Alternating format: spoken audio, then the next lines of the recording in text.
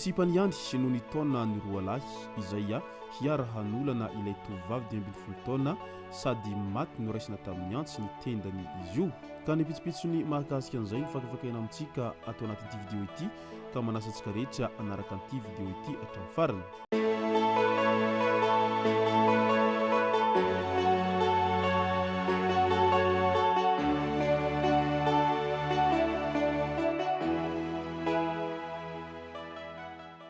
Ny tonga tsy miaraba hono namantesitra ka dia faly miaraba isika rehetra mpanaraka tsy tabaka ny chaîne ity tenako amin'ny androandroany ity araka n'izay efa natsipiko izay dia ny mahakasika raharaha fanolanana izay nataony sipany ihany ka nefara amin'ny famoizana iny ity tovovavy izay mbola 20 taona ity no tena iompanantsika atao anatin' ity vidéo ity. Raha ny fanolanana no asiana resaka dia hita sy tsapa fa tena nirongatra dia nirongatra izany resaka fanolanana izany tato ato zay ary hita manerana ny nosony ity trangana fanolanana ity zay efa tsy takona fenina ary miamtombo andro malalina izany trangana fanolanana izany raha ho an'ny Madagasikara no asiana resaka ka mipetraka foana ny fanontaniana eny amin'ny fiarahamonina eny ny hoe inona no tena antony mahatonga amin'izay firongatry ny asa fanolanana izay tato ato zay, na ny tanora izany na ny olon-dehibe dia hita fa misy foana izay trangana fanolanana izay ary tsy vitany manolana ireo ankizy tsy ampitaona ireo mpanolana fa manolana hatramin'ny olon-dehibe izay efa ampitaona sy efa nahazo taona ihany koa ireo mpanolana ireo tato ato zay. Noho ny tsy fahavezan-tena ve sa noho ny tsy fahaiza miaina ao anatin'izao fivoaran'ny teknôlôjia izao no mahatonga an'izay firongatry ny fanolanana izay amin'izao ankehitriny izao zay. Nefa tadidio fa miamtombo andro manalina nisan'ireo mpivarotena ka raha ohatra ka tsy mahafehi-tena ao anatin'izay resaka fanolanana izay nahoana no tsy mandeha manjifa amin'ireny mpivarotena izay efa manao asa fivelomana amin'izay resaka asa fivarotan-tena izay sady amin'ireny ihany koa ianao no tsy hoisy hitory ary fa finaretana no azo hoy ireo sasany manoloana an'ity trangana fanolanana izay hita fa nisesisesy tato ato ity izay. Ary na dia efa hita sy tsapa raha fa efa nisy ny fandraisana fepetra sy ny lalàna izay navoaka mahakasika ny sazy ho an'ireo izay manolana ary indrindra fa ho an'ireo izay manolana zaza ampitaona izay tamin'iny izay fanambarana nataony fitondrana teo aloha ny amin'ny mahakasika hoe hoisy ny famosirana ireo olona izay minia manao an'izay fanolanana izay raha toa ka voapirofo sy tratra ireo izay manao asa ratsy ao anatin'izay fanolanana olona izay nefa toa mbola miroborobo ary mihahidatra andro manalina ihany izay trangana fanolanana izay mandraky tiny androany. Tahaka an'izay moa mitranga niseho tamin'ity tovovavy kely izay 20 taona ity izay maty noho ny hetraketraky ny fanolanana ity izay. Tamin'iny herinandro lasa teo iny no natory ilay lehilahy sipany ny manam-pahefana ny nofo mangatsiaka nyity tovovavy izay 20 taona monina ao an-dranovelona ity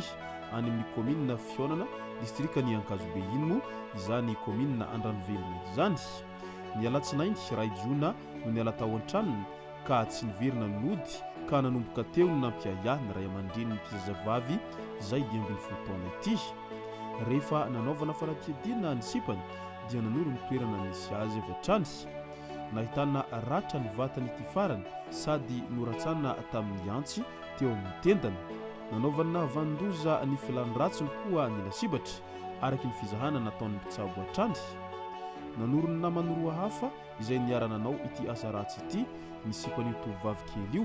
izay samy voasambotra amin'izao fotoana izao ireo izay navandoza izay. Midika izany fa ny sipany ihany sy noho ny taonany roa lahy hiara-hanolana ilay tovovavy 20 taona sady maty ity tovovavy ity rehefa avy eo izay maty novonoana izy ireo moa mazava ho azy taorian'izay filany ratsy izay nataon'izy ireo zay. Ka noho izany izay intsony zany no azo tokisana amin'izao fiainana izao satria ny sipanao ihany no hitaona olona hanolana anao ary hitaona olona hamonanao rehefa avy eo. Nefa matoa mpisipa izany dia misy ihany ny fifankatiavana sy ny fifanarahana tao anatin'izany rehetra izany nahatonga ny olona roa izay lasa mpisipa ao anatin'izay fifankatiavana izay tena mafonja sy mirevi-drevitra izay ao anatin' izany rehetra izany nefa dia nahoana no vitany no namonina faty ny sipany tao anatin'izay filan-dratsy sy fikasan-dratsy izay nataony sy ireo namany izay. Midika izany fa tena efa nivadika biby ny olombelona amin'izao fotoana izao ary efa tsy misy olona azo itokisana intsony ao anatin'izao fiainana izay miovaova lava isan'andro izao ary mihetraketraky ny sasany no tena matetika mampidi-dozany hafa ao anatin' izany rehetra izany. Sipanao ve no vitanao no hamono azy? Efa toetsain'olona tahaka ny ahoana loatra ary izany no mahavita mamono mahafaty ny sipany izany nefa ny sipa izany dia olona nitiavinao ihany dia ianao ihany indray no mitaona olona ndeha hanolana sy hamono azy rehefa avy eo ao anatin'izay filan-dratsy sy ny tsy fahafehezan-tena ao anatin'izay filana izay hatrany. Mendrika ny saziana farakin'izay mafy ireto tovolahy izay nahavanin-doza ireto satria efa tena manana toetram-biby izy ireo ao anatin'izay fanolanana sy famonoana izay tamin'ity tranga izay niseho teny an-dranovelona ity ka omeo azy ireo ny sazy izay farakin'izay hentsitra ao anatin'izany rehetra izany mba tsy hisiny tranga tahaka nytony miverimberina lava satria matoa misy foana izay trangana tsy fanaran-dalàna miverimberina lava isan-karazany izay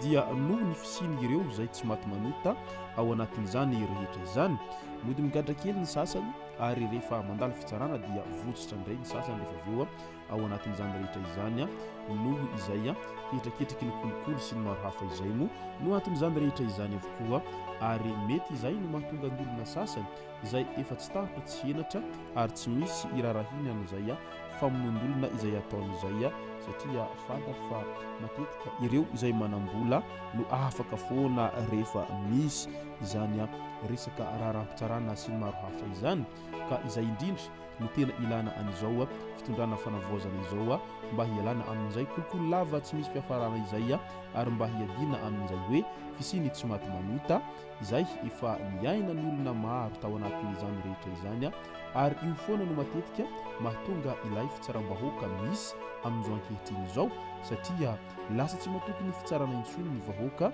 manoloana an'izay resaka raharam-pitsarana sy maro hafa izay noho ny fahatsapan'ireo vahoaka fa misy izay endrikendrika kolokolo avolenta izay ao anatin'izay raharam-pitsarana izay hatrany ka matetika ireo manambola dia afaka foana rehefa mandalo fitsarana izay ka izay tokony ialana amin'izao ankehitriny izao ka dia mankahery ny fianakaviany manamanjo amin'izao loza izay nahazo ny zanak'izy ireo izao engany tsara levenina ny maty ary aza misosoka alahitsony fa onirena vandoza kosa engany ahazo an'izay sazy farakin'izay hentitra izay izy ireo mba ho valiny izay habibina izay nataon'izy ireo izay no masaka azona roso tao anatin'ity video ity tompoko lasy tompoko vavy soratsika rehetra nanaraka an'ity video ity hatramin'ny farany aza dino nolaika ny videontsika ary tsarovatrany ny abone misainantsika mba ahafahanareo manaraka tsy tabaka ny video zay rehefa naito isan'andro tompoko lasy tompoko vavy mankasitraka dia mirasoa